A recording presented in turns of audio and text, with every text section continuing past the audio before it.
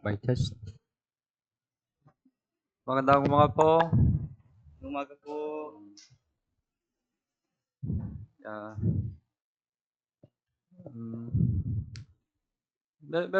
Meron pa sa harap.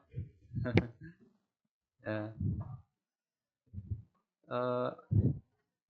I heard the news, Korea, the main church is Seoul Central Church, alam mo? Seoul Central Church, the biggest church in Korea. Seoul Central Church. The last time my son he attended Seoul Central Church. Yeah. Nung nakaraan po yung aking anak po ay dumalo doon sa Seoul Central Church. Yeah, but I heard the news from him. At narinig ko po yung balita mula sa kanya. Because the many brothers and sisters, they want to sit sa harap in the sermon. Dahil maraming mga brothers at sisters po yung gustong umupo sa harap. That's why many brothers and sisters, they compete to sit front. Kaya maraming mga brothers at sisters yung nagkukompetensya sila para makaupo sa harap. That's why some college group, they come to church 7 a.m. to sit harap. Kaya yung mga college group po ay pumupunta sila sa church ng 7 ng umaga para makaupo lang sa harap. Sermon start 11 a.m. Yung sermon po ay nagsisimula ng 11. Very compete to sit front. Kaya nag-uunahan sila na makaupo sa harap. Of course, we cannot do like that. Siyempre, hindi po natin magagawa yung ganun. The important thing is their heart. Right? Pero yung mahalagang bagay po ay yung kanilang puso. I was surprised. Kaya ako po ay nagulat. So they eagerly desire the word of God, right? Talagang ninanais nila yung salita ng Diyos. That's why their faith is very strong. Kaya yung pananampalataya nila ay napakatibay. Marami sa harap, right? Okay po.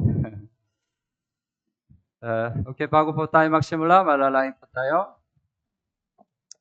Mahal naming Ama na mahabagin at magpapala, salamat po sa pagligtas sa amin mula sa kasalanan at pagkawasak.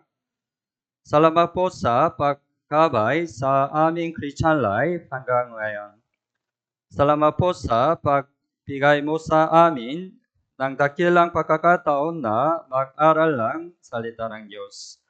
Hinihiling po namin na buksan mo ang aming puso at tainga sa salita ng Diyos. Naway maunawan namin ang salita ng Diyos sa pamamagitan ng tulong ng Banal na Espiritu. Pakiusap, maunawan namin ang kalooban ng Diyos sa pamamagitan ng salita ng Diyos. Mula sa simula hanggang sa matapos, kami ay nagtitiwala lamang sa iyong habag at biyaya. Ito po ang aming dalangin sa pangalan ni Jesus. Amen. Okay po, buksan mo ang Biblia, Lucas chapter 12. Lucas chapter 12.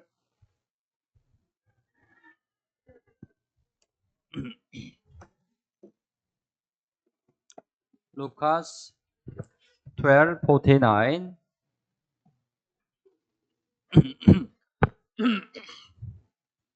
Lucas 12:49. Isang verse. Okay po, basahin po natin ng sabay-sabay. Ako'y naparito upang maghagis ng apoy sa lupa at nais ko sana na ito ay nagniningas na. Okay po, sinabi ni Jesus, ako'y naparito upang maghagis ng apoy sa lupa. Apoy ng apoy sa lupa. Ang ating Panginoon ay naparito upang maghagis ng apoy. Ano ang apoy na ito? Ano ang apoy na ito? Apoy. Alam mo ba? Apoy, right?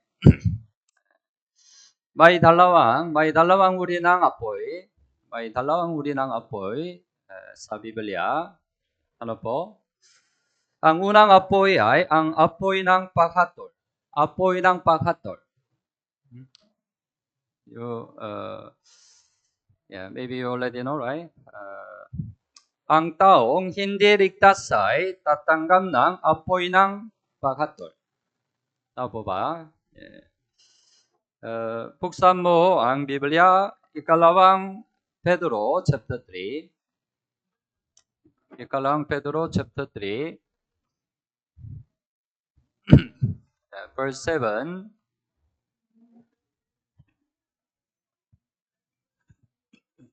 Ikalawang Pedro chapter 3, verse 7. Okay po, basahin po natin ng sabay-sabay. Ngunit sa pamamagitan ng gayon ding salita, ang kasalukuyang langit at lupa ay iningatan para sa apoy na inilalaan sa araw ng paghuhukom at sa paglipol sa masasamang tao. Ang kasalukuyang langit at lupa ay iningatan para sa apoy. Para sa apoy. Anong apoy? Inilalaan sa araw ng paghuhukom, right? Apoy ng paghatol. Ang lawan ng apoy ay naghihintay sa taong hindi ligtas. Tama ba? Lawan ng apoy. May lawan ng apoy. Ano po ito? Ito ay walang hanggang impyerno. Tama? Buksan mo ang Biblia, Revelation chapter 20. Apokalipsis chapter 20. Chapter 20, verse 15.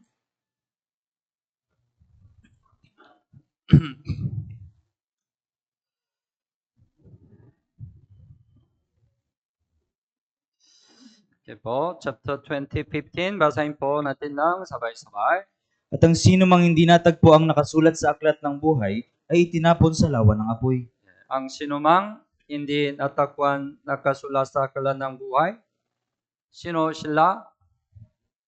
Ang mga tao na hindi naligtas, tama? Sila ay itinapon sa lawan ng apoy. Lawan ng apoy. Walang hanggang impyerno ay lawan ng apoy. Apoy ng paghatol. Ito ay unang apoy sa Biblia, right? Alam mo na may ang isa pang apoy.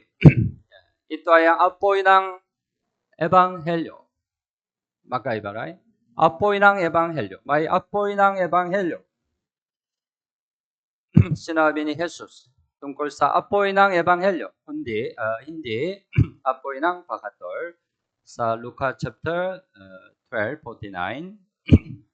Okay po, apoy ng pag-isipan natin ng apoy ng ebanghelyo. Kapag tayo ay naligtas, tinanggap natin ang apoy ng ebanghelyo. Paano tayo dapat mamuhay bilang taong tumanggap ng apoy ng ebanghelyo? Si Jesus, Jesus sent the fire, the fire of the gospel to us. Si Jesus po, dinala niya yung apoy ng ebanghelyo sa atin. When you get the salvation, we already received it, right? Nung nagkaroon tayo ng kaligtasan, tinanggap na natin ito. So, paano tayo dapat mamuhay bilang taong tumanggap ng apoy ng ebanghelyo? Do you already receive the fire of the gospel? Tinanggap niyo na po ba yung apoy ng ebanghelyo? Tama. You already receive. Pag-isipan natin ang mga katangian ng apoy. Katangian ng apoy. Sa pamamagitan ng mga katangian ng apoy, matutuhan natin kung paano dapat mamuhay ang taong tumanggap ng apoy ng ebanghelyo. Okay po. Una, ano ang katangian ng apoy? Ang apoy ay kumakalat. Kumakalat. Tama ba? Kumakalat.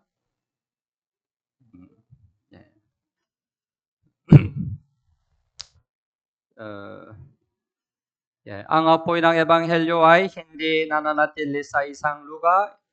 Ito'y patuloy na kumakalat. ang maliit na apoy ay maaaring maging apoy sa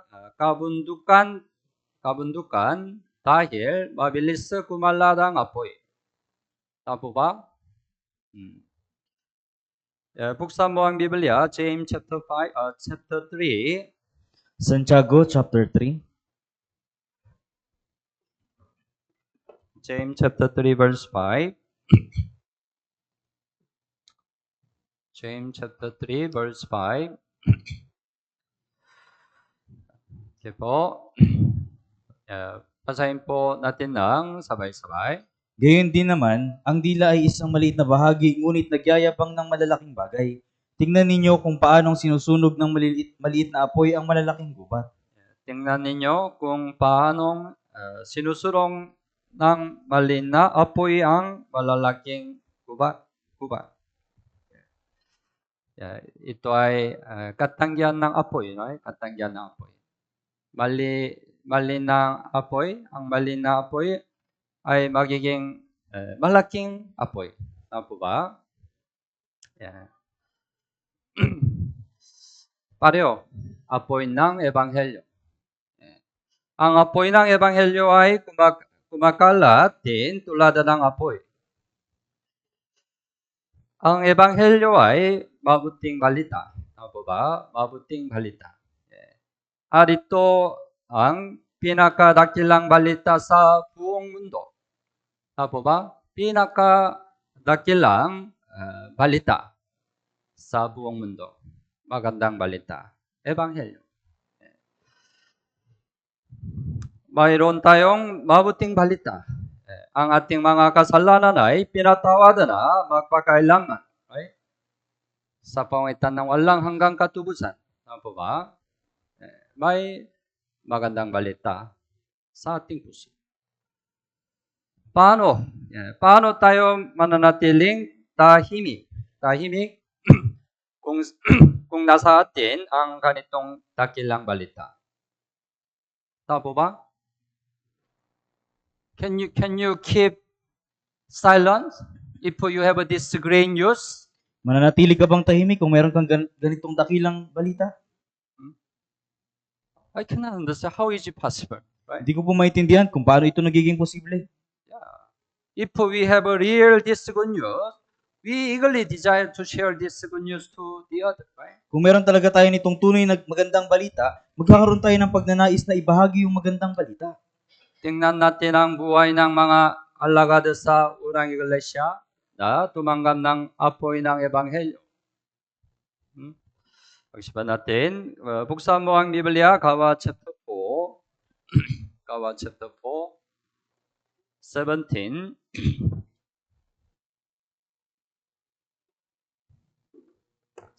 hanggang 20. Gawa chapter 4, 17 hanggang 20.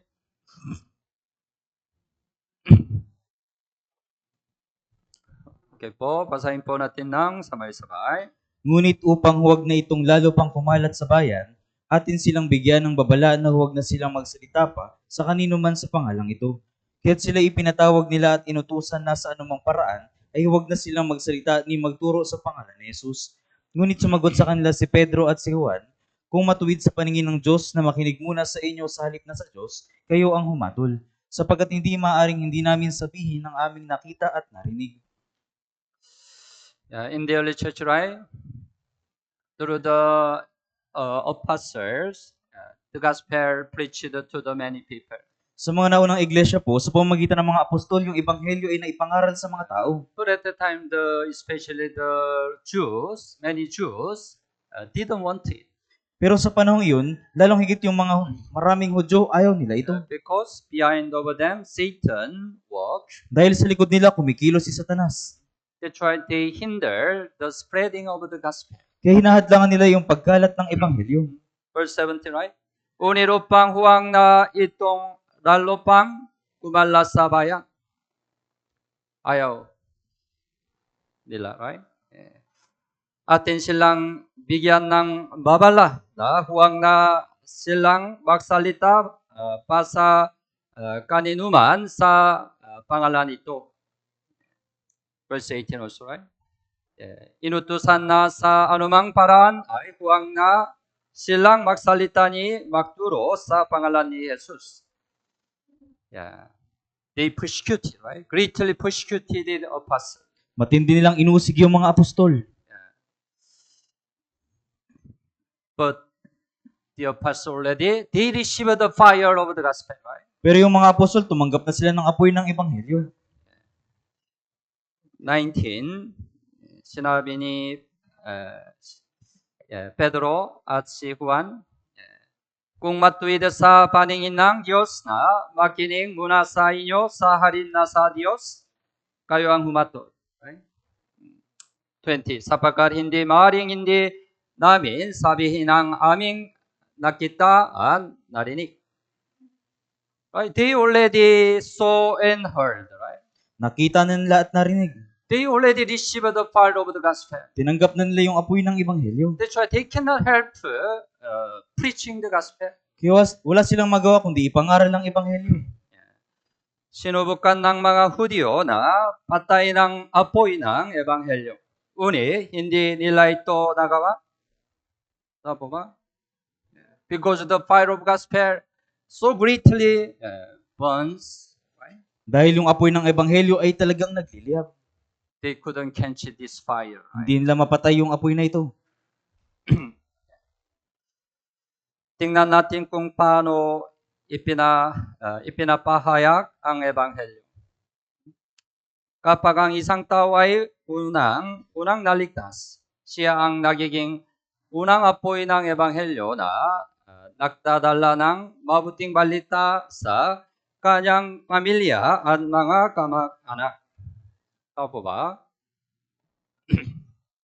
Maybe some of you are the first one who got saved in your family. Marahil yung ilan sa inyo kayo yung unang naligtas sa pamilya nyo. Yeah. You are the one. You are the only one who received the fire of the gospel in your family. Ikaw lamang yung tumanggap ng apoy ng ebanghelyo sa pamilya nyo. If so, the fire of gospel must spread. Kung gayon yung apoy ng ebanghelyo ay dapat kumalat. That's why, right, when one person gets the salvation in the one family, whole family later will get the salvation, right? Kaya kung yung isang tao ay naligtas sa kanyang pamilya, kalaunan yung buong pamilya ay maliligtas. One Christian said, the fire of gospel even spread to the far place, right? Yung isang Kristiyanong naligtas, maging yung apoy ng ebanghelyo ay kumakalat sa malayong lugar. Kagaito, right? First, right, Jesus, when he died on the cross, he accomplished the fire of the gospel. Una si Jesus nung namatay siya doon sa krus, isinakatuparan niya, ibinigay niya yung apoy ng ebanghelyo. Fire of gospel, he complete, right? Isakatuparan niya yung apoy And ng ebanghelyo. after that, disciple.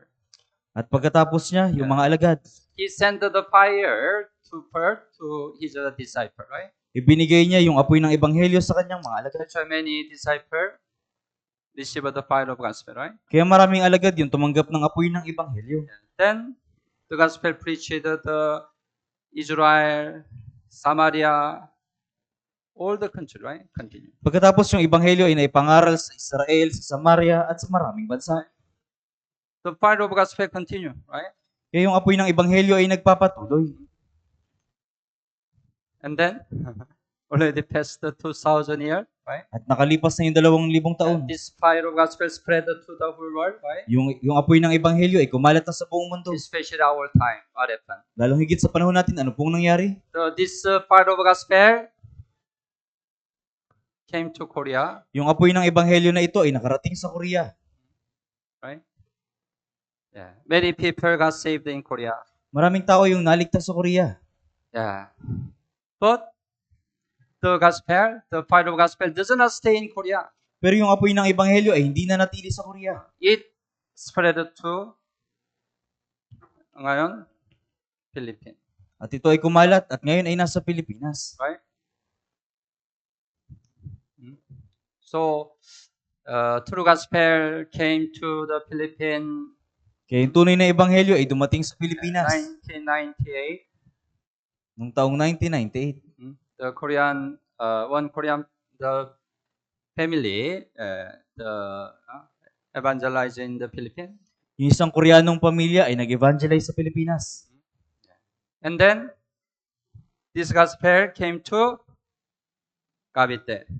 Pagkatapos, yung ebanghelyong ito ay dumating sa Cavite. Originally, the first gathering started from Cavite. Sa katunayan, yung unang pagtitipon ay nagsimula sa Cavite.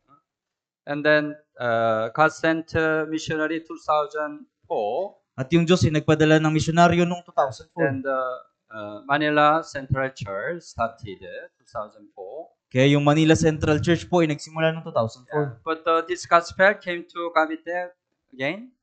Pero yung ebanghelyong ito ay dumating sa Cavite. And God allowed save the people here. At ipinahintulot ng Diyos yung mga ligtas na tao dito. Cavite Church can start 2009. Kaya yung Cavite Church po ay nagsimula noong 2009. Right? Spread, continue, right? Patuloy na kumakalat. That's why now, right? When start Cavite Church, small number. Nung nagsimula po yung Cavite Church, maliit na bilang lang. Ngayon, marami, right? Ngayon po marami na. Tapa ba? But the gospel does not stay in Cavite only, right? Pero yung ebanghelyo ay hindi po nanatili sa Cavite lang. Saan pumunta? That's why God opened the door of the gospel. 2 years ago, Samar. Kaya dalawang taon na po yung nakalipas, binuksan ng Diyos yung pinto ng ebanghelyo sa Samar. That's why we have Samar, the Santa Rita Mission Branch. Kaya meron po tayong Samar Santa Rita Mission Branch. It's spread, right? Ito po ay And kumalat. also last year, it spread Ternate. At nung nakaraang taon po, ito ay kumalat sa Ternate. Spread. Continue. Tuloy, right? God want this fire continue. Whole Philippines. Nais ng Diyos na yung apoy na ito ay magpatuloy sa buong Pilipinas. Philippine Right Word Mission, already we have more than 100 churches. Dito po sa Philippine Life Word Mission, meron na po tayo ng higit sa 100 churches. Around the 50 mission branch. At humigit kumulang 50 na mission branches. You try to look at, we have a first floor, we have the mission map. Sa baba po, meron po tayong mission map. But still, right, many places, this fire cannot reach many places. Pero hanggang ngayon po, marami pa ring lugar yung hindi nararating ng apoy na ito. But our Lord want this fire spread to the whole of Philippines, right?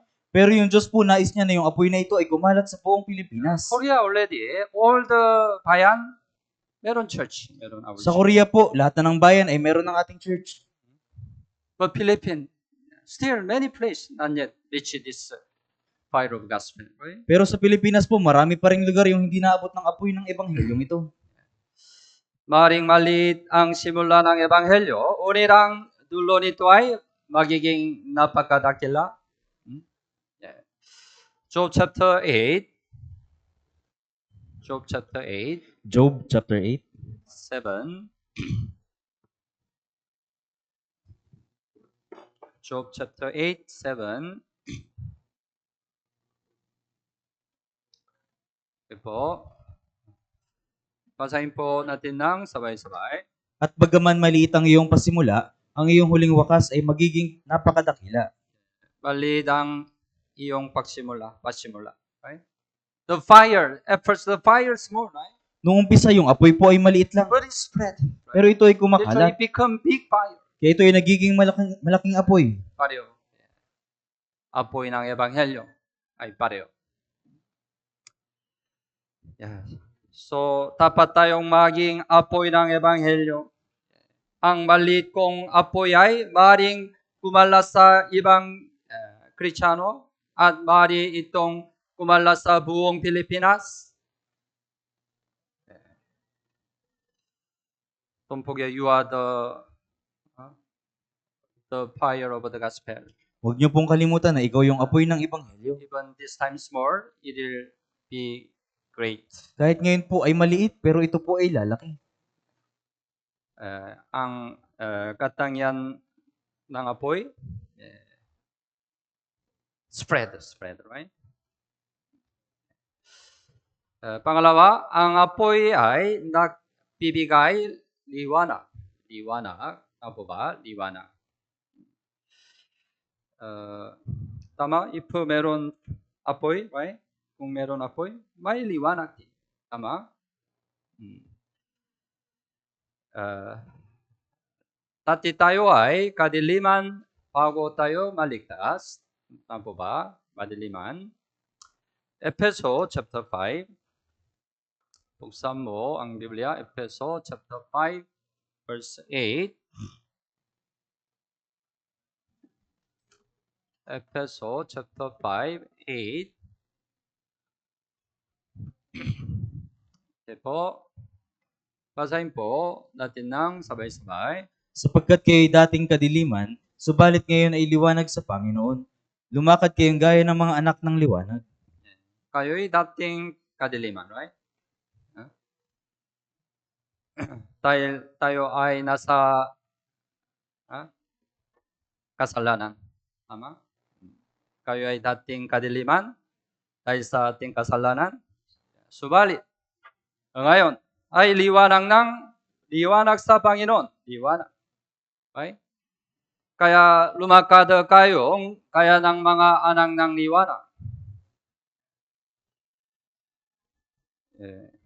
Nang tayo'y maligtas, naging ilaw tayo ng salibutan. Sinabi ni Jesus, Mateo chapter 5, buksan mo ang Biblia. Mateo chapter 5, verse 14 and 15. 14 and 15.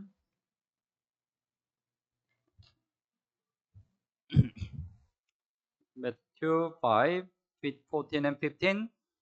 Okay po, basahin po natin ng sabay-sabay. Kayo ang ilaw ng sanlibutan, ang isang lungsod na nakatayo sa ibabaw ng isang burol ay hindi maitatago. Hindi nila sinisindihan ng isang ilawan at inlalagay sa ilalim ng isang takalan, kundi sa talagang patungan at nagbibigay ng liwanag sa lahat ng nasa bahay. 14, right? Kayo ang ilaw ng salibutan. Ilaw ng salibutan, right? Yeah. Kaya dapat tayong magbigay liwanag sa mga hindi pa sumasampalataya. Ang liwanag ay hindi maaaring itago. Right? Yeah. Verse 14, right? Ang isang lungsod na nakatayo sa ibabaw ng isang burol ay hindi maitatago. Ang apoy ng Ebanghelyo ay magbibigay liwanag. Pero verse 15, hindi nila sinisindihan ang isang ilawan at inilalagay sa ilalim ng isang takalan. Inilalagay sa ilalim ng isang takalan. Anong ibig sabihin?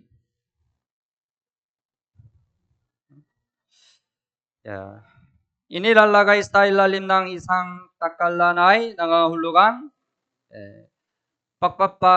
pagpapahayag sa gawain ng Diyos dahil nakatuon tayo sa mga bagay ng mundong ito.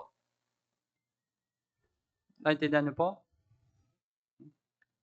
Dahil nakatuon tayo sa mga bagay ng mundong ito.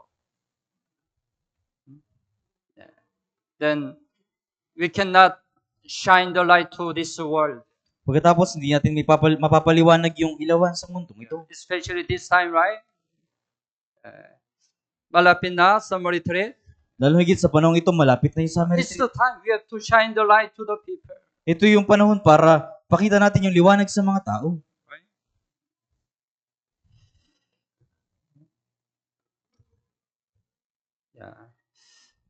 Kundi sa talagang patungan at nagbibigay ng liwanag sa lahat ng nasa bahay.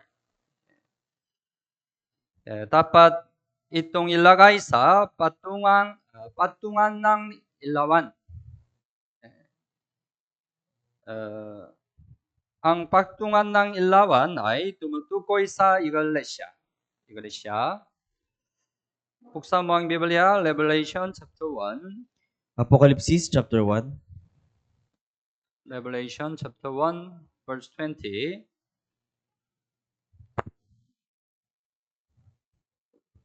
Revelation chapter 1, 20. Ito po. Basahin po natin ng sabay-sabay. Ang hiwaga ng 7 bituin na iyong nakita sa aking kanang kamay, at ang 7 gintong ilawan, ang 7 bituin ay ang mga anghel ng 7 iglesia, at ang 7 ilawan ay ang 7 iglesia. Ang 7 ilawan ay ang 7 iglesia, right? Iglesia. It means when we abide in the church, right? We can be real light over the world. Ibig sabihin, kung mananatili tayo sa church, magiging tunay tayong liwanag ng sanlibutan. When you abide in the church, we can shine the light to this world. Kung mananatili tayo sa church, mapapaliwanag natin yung ilaw sa sanlibutan ito. Because when you abide in the church, we can receive the light over the Lord. Dahil kung mananatili tayo sa church, tatanggap tayo ng liwanag mula sa Panginoon. Kapag tayo'y nagliliwanag ng tama, mas may papangaral natin ang Ebanghelyo. Dapat nating paliwanagin ng liwanag ng Ebanghelyo. Okay? Isaiah chapter 60, Isaiah 60, verse 1. Isaiah 60, verse 1.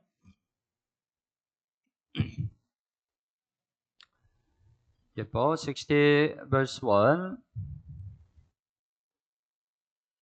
Okay po, basahin po natin ng sabay-sabay. Ikaw ay bumangon, magliwanag ka, sapagkat ang iyong liwanag ay dumating, at ang kaluwalhatian ng Panginoon ay sumikat sa iyo. Ikaw ay bumangon, right? Una, kailangan mo. Bumangon. Pagkatapos, maliwanag ka. Right? Because we receive the fire of gospel. Dahil tumanggap tayo ng apoy ng Ebanghelyo. Ang iyong liwanag ay dumating. Right? Dumating na. Tama? Kapag tayo ay naligtas, dumating na. Liwanag. Ang liwanag. Ang mga tao sa mundong ito ay nasa kadiliman, right? Dahil sa kasalanan. Dapat nating paliwanagin sa kanila ang liwanag ng Ebanghelyo. Paano? How to shine the light to them? Paano mapapaliwanag yung ilaw sa kanila? Matthew chapter 5. Buksan mo ang Biblia. Matthew chapter 5. Mateo chapter 5. Verse 16. Matthew 5:16. Okay po, basahin po natin ng sabay-sabay. Paliwanagin ninyo ng gayon ang inyong ilaw sa harap ng mga tao, upang makita nila ang inyong mabubuting gawa, at tuwalhatiin nila ang inyong Ama na nasa langit. Paliwanagin ninyo ng gayon ang inyong ilaw sa harap ng mga tao, harap ng mga tao na hindi ligtas, upang makita nila ang inyong mabubuting gawa. Right? Inyong mabubuting gawa. Kailangan inyong mabubuting gawa upang paliwanagin ninyo ang ilaw. Kung ganon, luwalhatian nila ang inyong Ama na nasa langit. So, we cannot evangelize the people only through our word. Hindi natin ma-evangelize yung mga tao sa pamamagitan lang ng ating salita. We have to show good example, right? Kailangan nating magpakita ng mabuting We halimbawa. have to show good works to them, right? Kailangan nating magpakita ng mabubuting gawa sa kanila. Because our good work can open their heart. Dahil yung ating mabubuting gawa, yung magbubukas sa kanilang puso. That's the way we can shine the light to them, right? Yan po yung paraan para mapaliwanag yung ilaw sa kanila. Pero kapag tayo'y namumuhay mula sa kasalanan, bumabalik tayo sa kadiliman at namamatay ang liwanag ng Ebanghelyo sa atin. Buksan mo ang Biblia, unang Juan chapter 2. Unang Juan chapter 2 verse 9. Unang Juan chapter 2, 9 hanggang 11. 9 hanggang 11. Unang Juan chapter 2. 9 hanggang 11. Okay po. Basahin po natin ng sabay-sabay. Ang nagsasabing siya'y nasa liwanag at napupuot sa kanyang kapatid ay nasa kadiliman pa hanggang ngayon. Ang umiibig sa kanyang kapatid ay nanatili sa liwanag at sa kanya'y walang anumang kadahilan ng ikatitisod. Ngunit ang napupuot sa kanyang kapatid ay nasa kadiliman, siya ay lumalakad sa kadiliman at hindi niya nalalaman kung saan siya pupunta, sapagkat ang kanyang mga mata ay binulag ng kadiliman. Verse 9, sinabi ng Biblia, ang nagsasabing siya ay nasa liwanag at napupot sa kanyang kapatid ay nasa kadiliman pa hanggang ngayon. Dahil ito ay kasalanan. Kasalanan. Malaking kasalanan. Verse 10, ang umibig sa kanyang kapatid ay nananatili sa liwanag. Maganda. At sa kanya ay walang anumang kadahilan ng ikatitisod.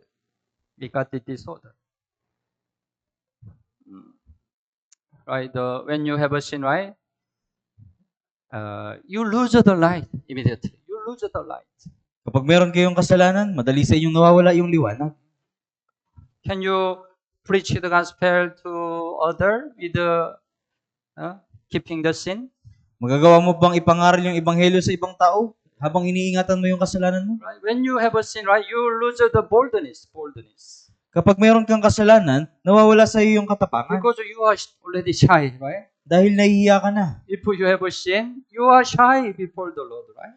Kung meron kang kasalanan, nahihiya ka sa harap ng Panginoon. It's difficult to preach the gospel. Kaya mahirap na ipangaral ang ebanghelyo. Kanya'y walang anumang kadahilangan ikatitisod kung walang kasalanan, right? Verse 11, ngunit ang napupot sa kanyang kapatid ay nasa kadiliman. Siya ay lumalakad sa kadiliman at hindi niya dararaman kung saan siya pupunta. Sapagkat ang kanyang mga matay pinulang ng kadiliman. That's why to shine the light, we have to forsake the sin first. Kaya upang mapaliwanag yung ilaw, kailangan muna nating lisanin yung kasalanan. So, ano ang katangian ng apoy? It emits the light. Ito po ay nagbibigay ng liwanag. Pangatlo, ano ang katangian ng apoy? Mainit. Mainit ang apoy, right? Mainit ang apoy. Tama. Mainit ang apoy at nagbibigay ito ng inis sa atin, right? Kayang tunayin ng apoy ang yellow. Kapag nangliliyap sa aking puso ang apoy ng Ebanghelyo, kayo kung tunayin ng matigas na puso ng hindi mananampalataya. When you try to evangelize, right, you experience many people, they are still very stubborn, right? Kapag sinusubukan mo mag-evangelize, nararanasan mo na yung mga tao ay nagmamatigas pa rin. Tama po ba? Yeah, tama. Most of the people in this world, they are stubborn. Karamihan sa mga tao sa mundong ito, sila ay nagmamatigas. Right? Their heart is very cold. Yung kanilang puso ay napakalamig. Because this world belongs to Satan. Dahil yung sanlibutan ito ay kabilang kay Satanas. Satan make their heart be very cold.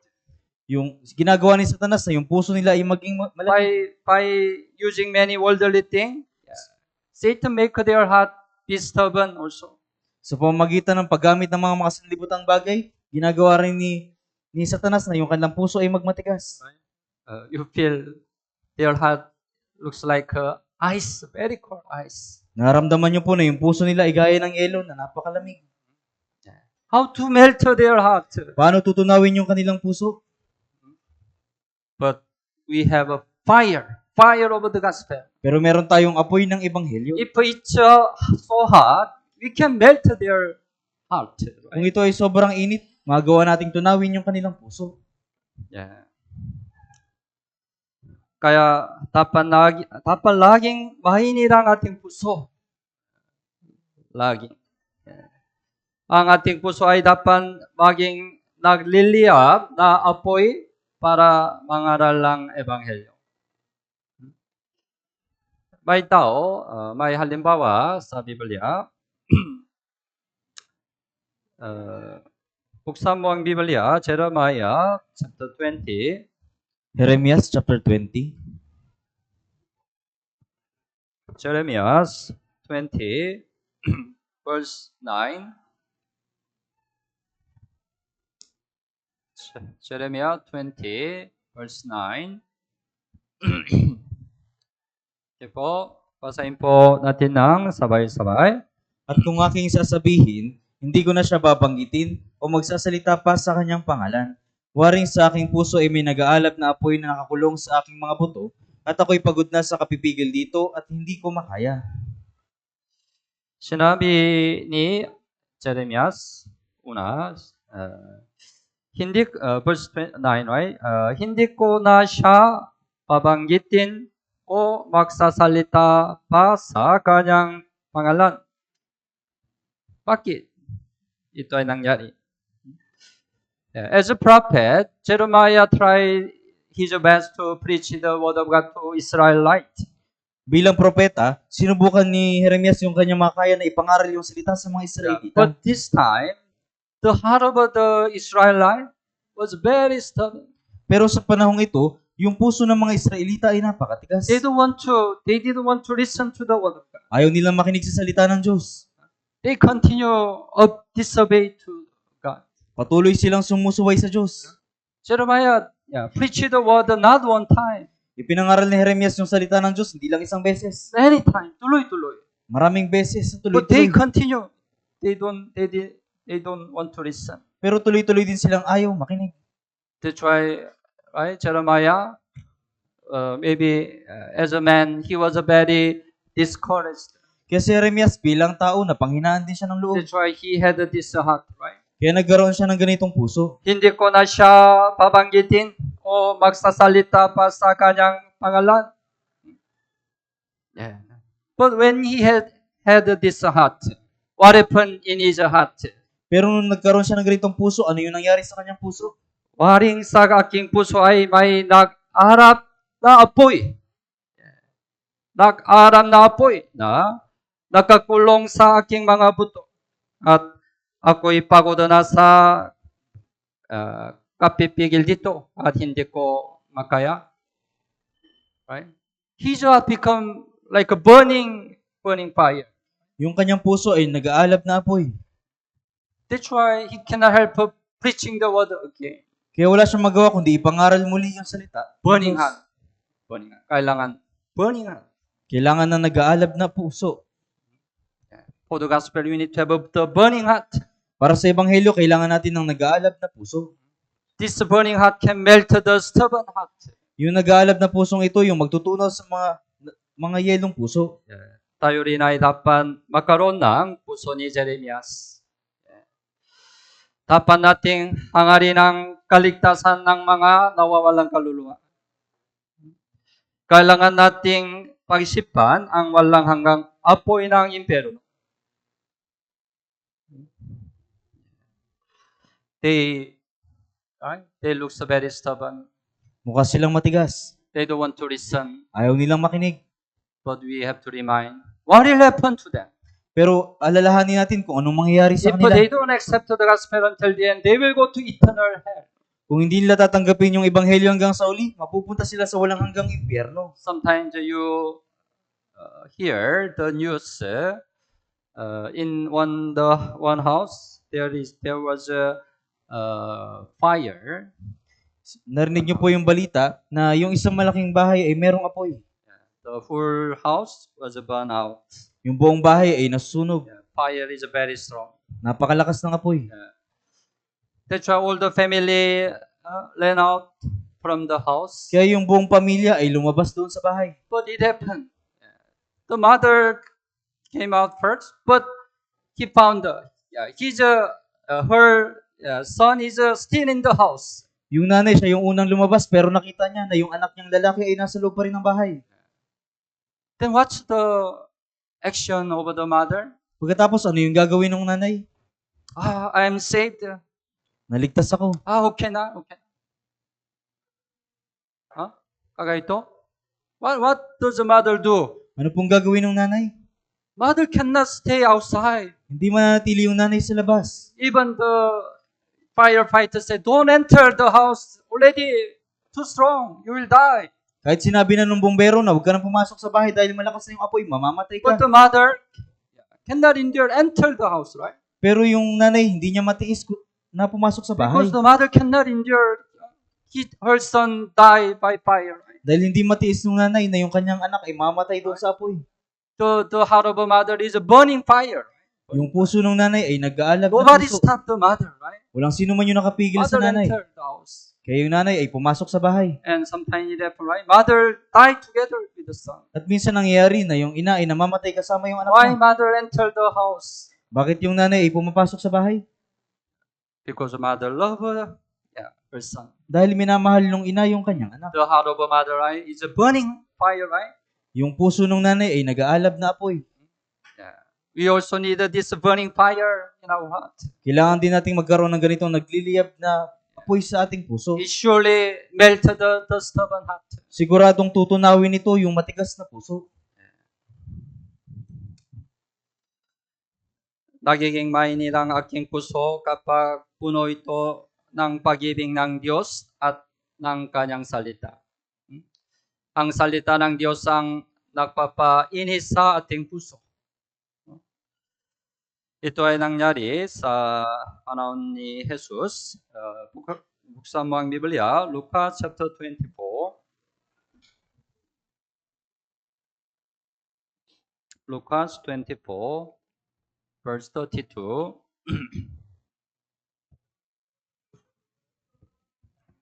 Lucas 24, 32.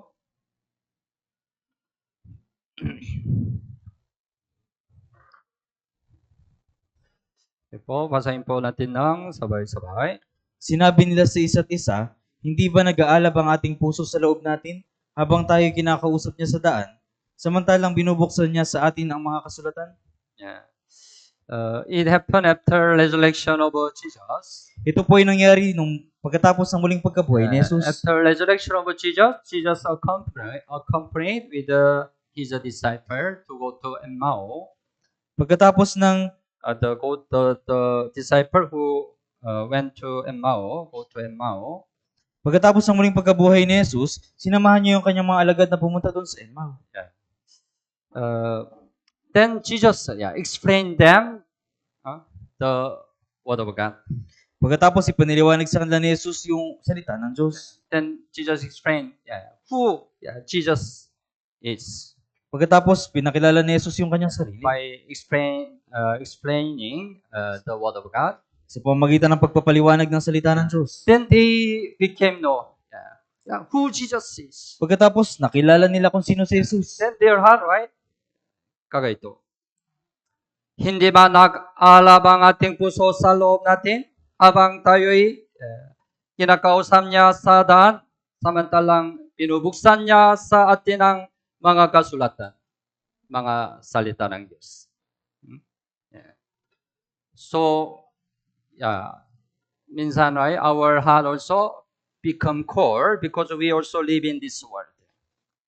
Kaya tayo minsan yung ating puso ay nagiging malamig dahil naninirahan tayo sa sanlibutan ito. When your heart become cold, you lose your heart to evangelize the lost soul, right? Kapag yung puso mo ay nanlamig, nawawalan ka ng puso na mag-evangelize sa mga nawawalang kaluluwa. You think about why you don't have a heart to evangelize the lost soul? Pag-isipan mo kung bakit nawawala yung puso mo na mag-evangelize. Because your heart also become cold. Dahil yung puso mo ay naging malamig na din. Because you are affected by this world. Dahil naapektuhan ka ng sanlibutan ito.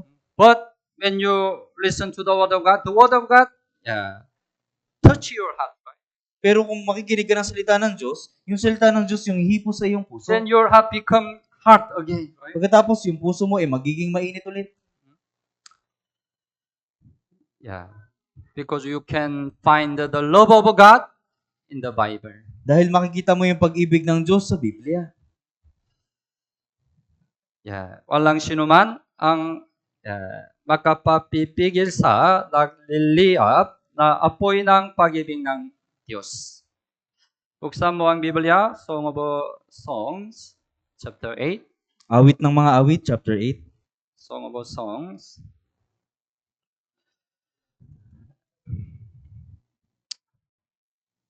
Yeah. Chapter 8. Bago Isaiah. Chapter 8. Song of Song, chapter 8, 6 and 7. 6 and 7. Basahin po natin ng sabay-sabay. Ilagay mo akong pinakatatak sa iyong puso, pinakatatak sa iyong bisig, sapagkat ang pag-ibig ay kasing lakas tulad ng kamatayan, ang panibugho ay kasing bagsik ng tulad ng libingan, ang mga liyab niyon ay parang mga liyab ng apoy, isang apoy na lumalagablab. Hindi kayang patayin ng maraming tubig ang pag-ibig, ni malulunod man ito ng mga baha. Kung ihandog ng isang lalaki dahil sa pag-ibig ang lahat ng kayamanan sa kanyang bahay, iyon ay kukutsaing lubusan. Yeah. Ito ay pag-ibig ng Diyos. Yeah. Ang pag-ibig ay kasing lakas tulad ng kamatayan. Yeah. Ang mga liyam niyon ay parang mga liyam ng apoy. Isang apoy na lumalagablab. Yeah. Kaya 7, hindi kayang patayin ng maraming tubig ang pag-ibig. Di malulunor man ito ng mga baha. This all right, it's possible, right? Even though there is a strong fire, we can quench it by water, right? Sa mundong ito, kahit na meron pong malakas na apoy, posible natin itong patayin gamit yung tubig. Kung may baha, quench it. Pwede, right?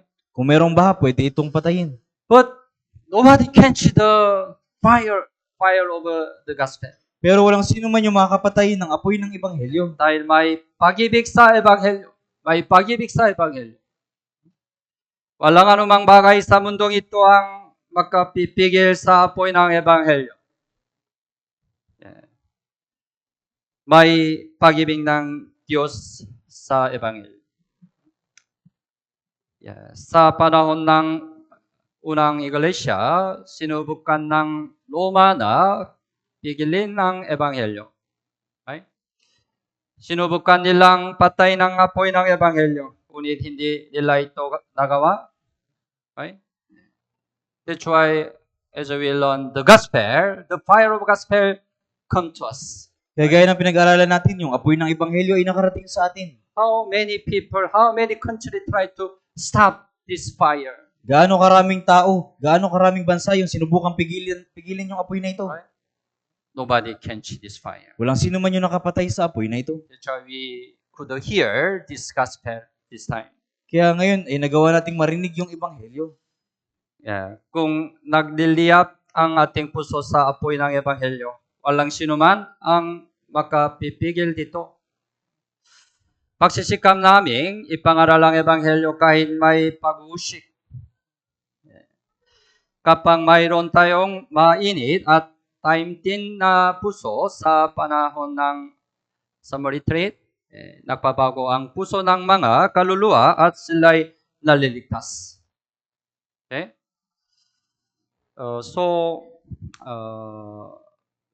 Not only you evangelize the Lord for the summer retreat, but also in the summer retreat place, you need to have this heart. Kaya hindi ka lamang mag-evangelize ng mga ligaw na kalwa para sa summer retreat, kundi doon sa summer retreat, kailangan na magkaroon ka ng ganitong puso. Right? You try to invite some people to the summer retreat, right? Sinusubukan mo mag-imbita ng mga tao sa summer retreat. But it's not all.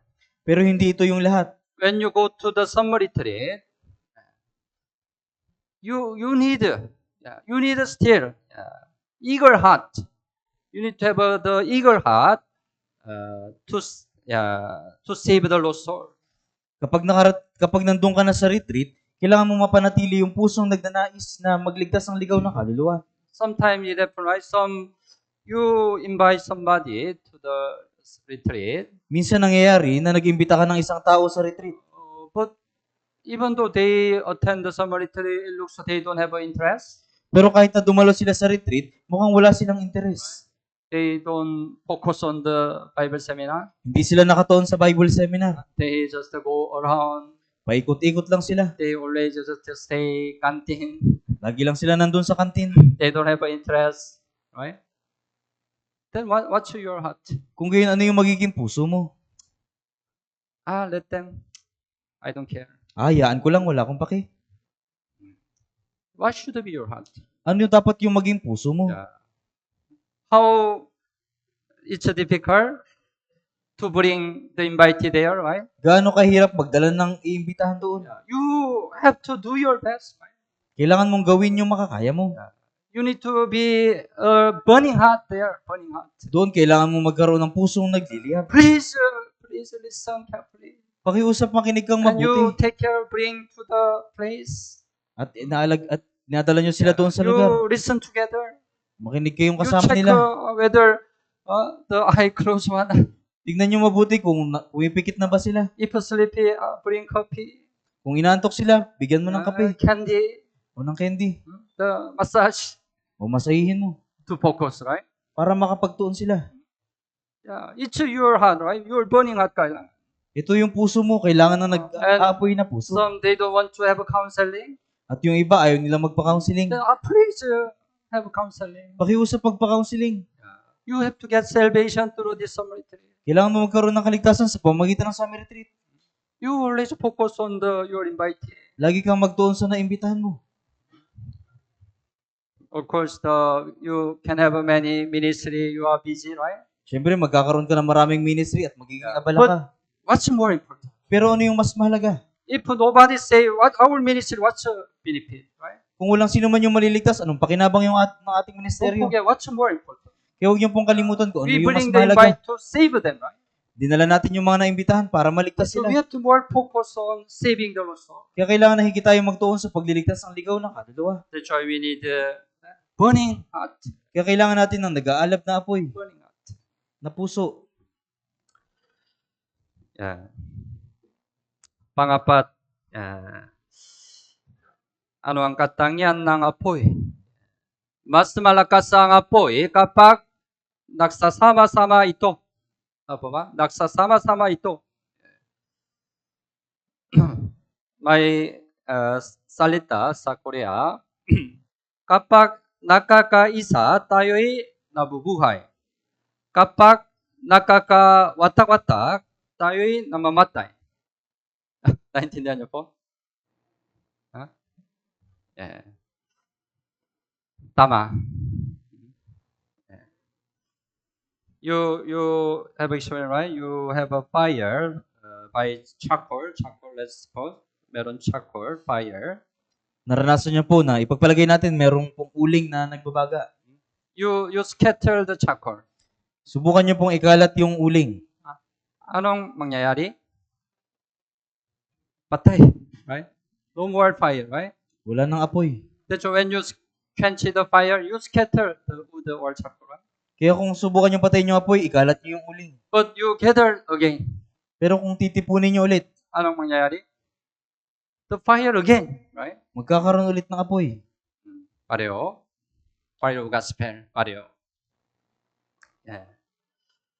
So, when we gather together, right, this fire of gospel burns continuously, strongly. Kapag nagkakatipon tayo magkakasama, yung apoy ng ebanghelyo ay nagliliyab ng malakas.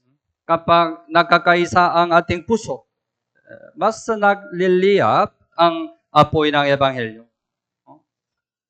Buksan mo ang Biblia, Filippo chapter 1, Filipos chapter 1. chapter 1, 27. Filippo chapter 1, 27.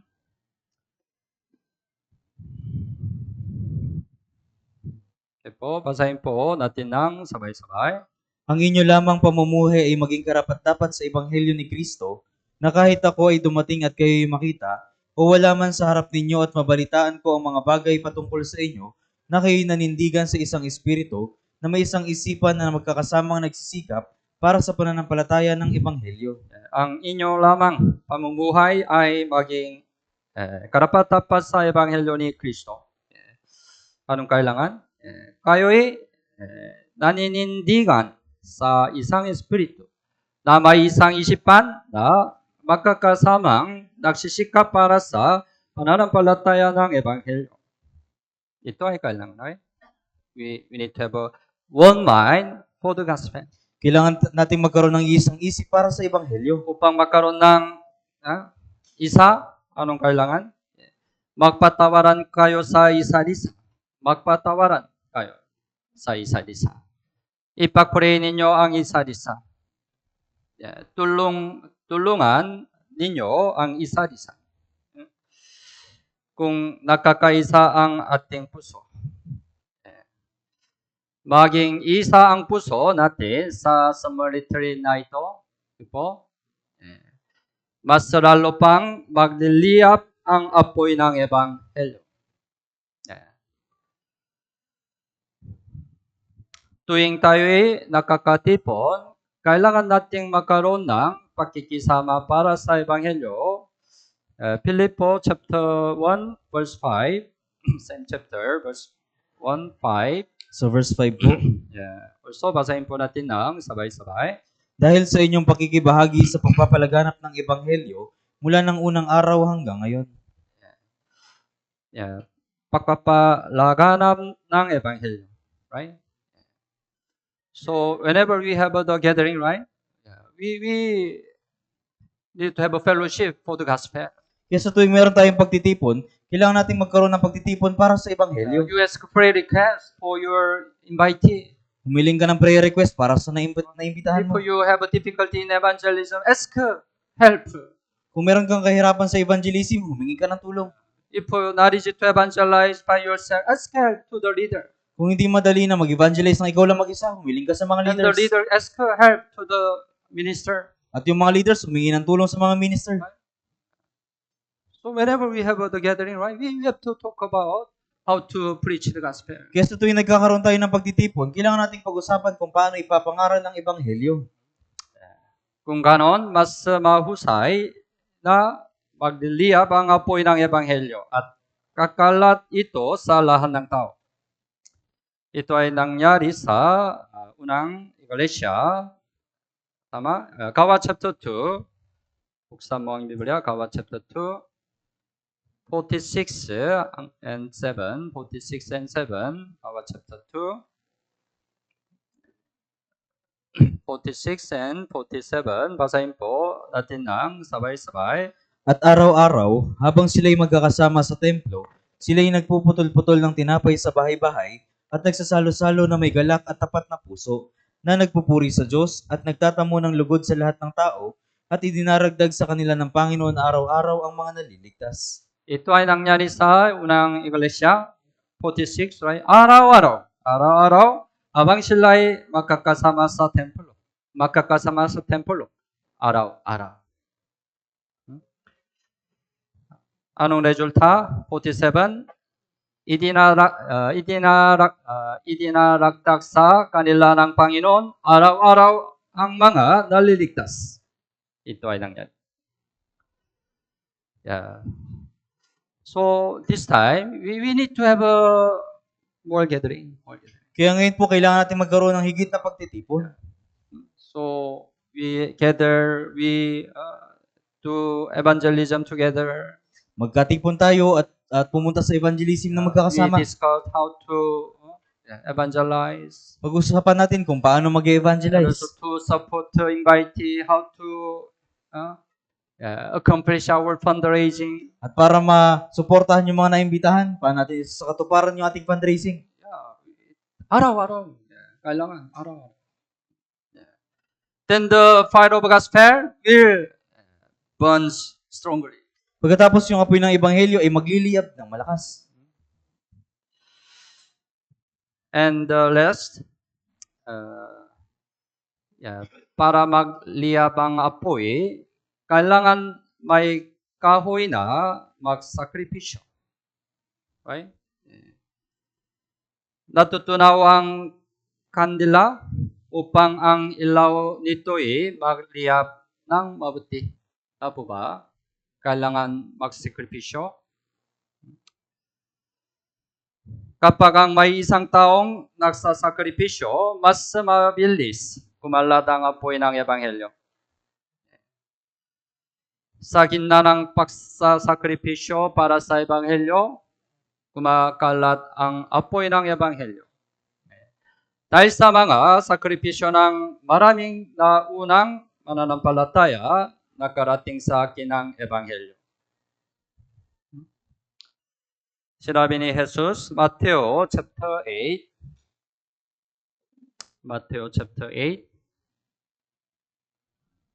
verse 35.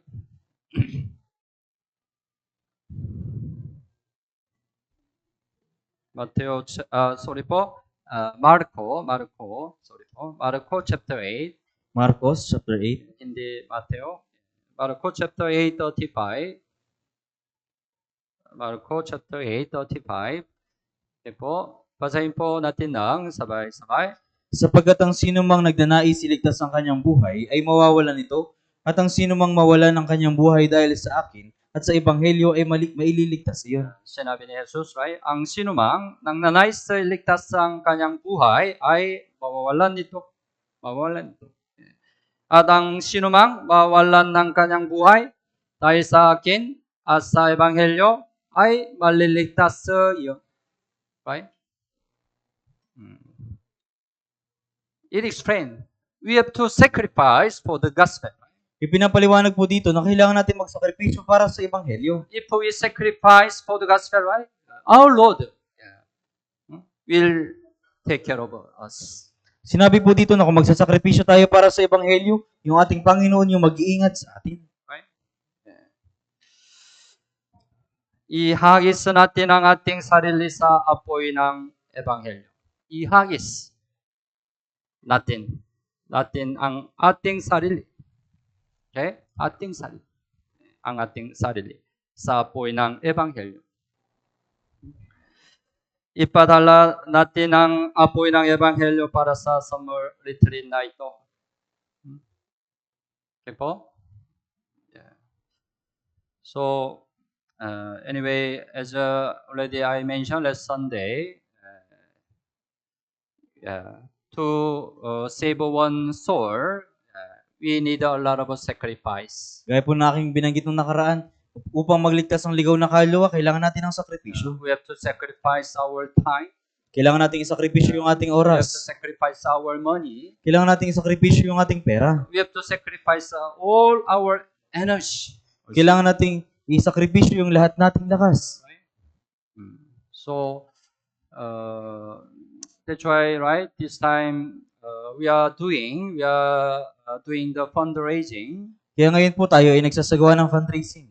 Because even though we want to invite lost soul, if we don't support them, right, maybe they don't want to come, right? Dahil kahit nais nating magligtas sa mga ligaw na kaluluwa, pero kung hindi natin sila masusuportahan, hindi sila We dadalo. have to support their registration fee. Kailangan nating suportahan yung kanilang We have registration to fee. support transportation fee. Kailangan nating suportahan yung kanilang transportation fee.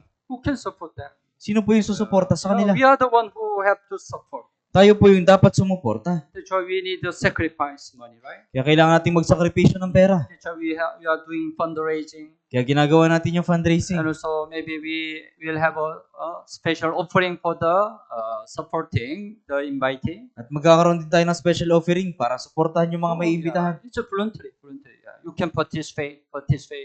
Ito po ay kusang loob. Pwede po kayo makibahagi.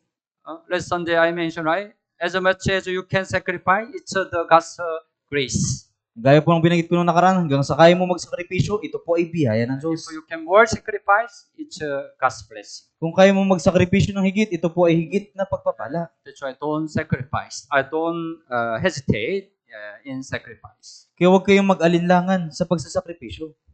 Anyway, through our sacrifice, many people, many lost souls will get the salvation through this summer retreat. Ngayon po man sa pamagitan ng ating sakripisyo, maraming tao po yung maliligtas sa pamagitan ng summer retreat na ito.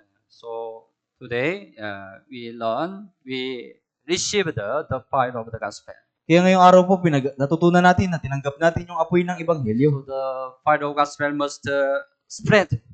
Kaya yung apoy ng Ebanghelyo ay dapat kumalat. The fire of gospel must shine the light to this world. Yung apoy ng Ebanghelyo ay dapat magliwanag ng ilaw sa sanlibutan ito. And then, we have to always gather together for the gospel, the fire will be strong. At kailangan nating magkatipon na magkakasama palagi upang yung apoy ng ebanghelyo ay maging malakas. And this fire of gospel must be hot. At yung apoy ng ebanghelyo na ito ay dapat mainit. Then we can melt the stubborn heart. Nang sa gayon, matunaw natin yung matigas na puso. Okay? Malalangin po tayo. Mahal naming Ama na mahabagin at pagpapala, salamat po sa pagligtas sa amin mula sa kasalanan at pagkawasak. Salamat po sa pagbigay mo sa amin ng dakilang pagkakataon na mag-aral lang salita ng Diyos. Salamat po sa maunawaan ang kalooban ng Diyos sa pamamagitan ng salita ng Diyos. Inihiling po namin na sundin natin ang salitang natutunan natin ngayon. Tulungan mo po kami na mabuhay ng higit na sumusunod sa iyo sa taong ito. Naghahanda kami para sa darating na summer retreat. Punuan mo po ang bawat kami na naghahanda upang walang kakulangan. Naway ang lahat ng mga banal ay makibahagi at magdala ng maraming kaluluwa sa summer retreat. Sa pamamagitan ng summer retreat, naway maligtas ang maraming nawawalang kaluluwa at kami makapagbigay ng kaluwalhatian sa Diyos. Ito po ang aming dalangin sa pangalan ni Jesus. Amen. Salamat po.